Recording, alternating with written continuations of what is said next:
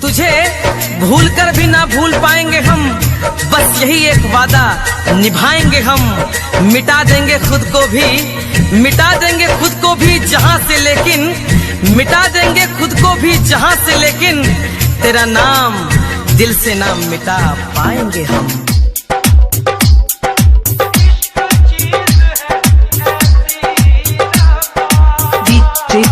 सावन राज, सावन राज।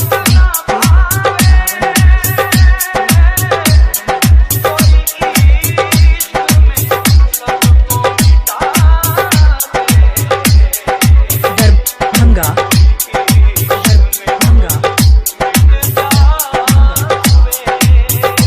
ऐ दिल मत कर इतनी मोहब्बत किसी से।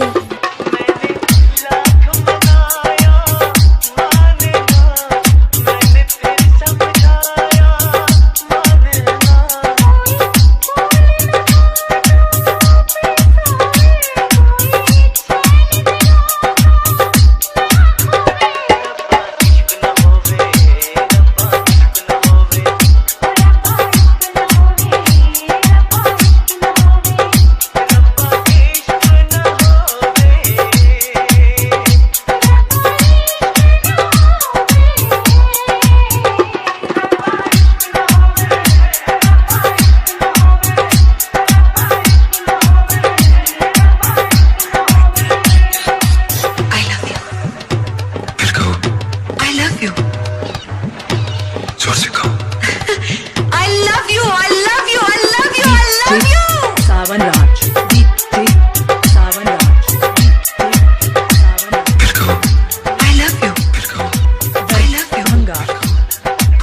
दरभंगा,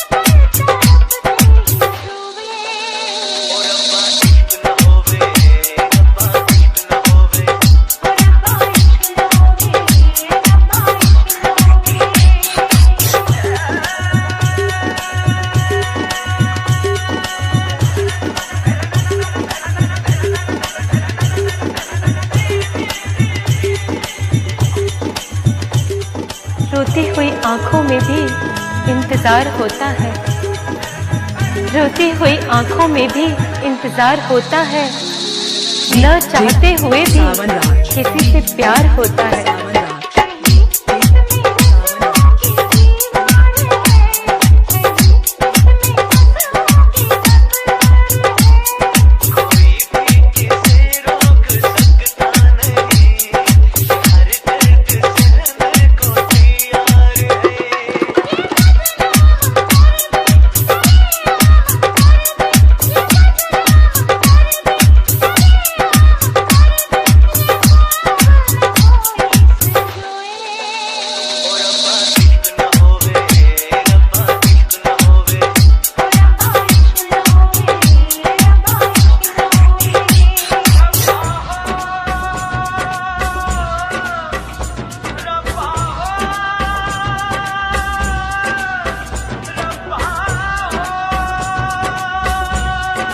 मोहब्बत के दीपक दिल में जलाकर तो देखो, जवां दिल की दुनिया सजाकर तो देखो।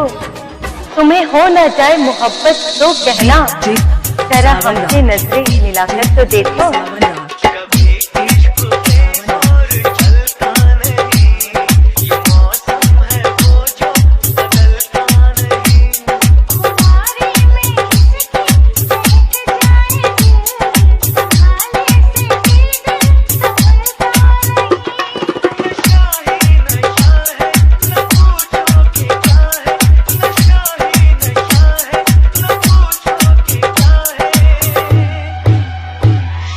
शबनम को देखो भिगोए।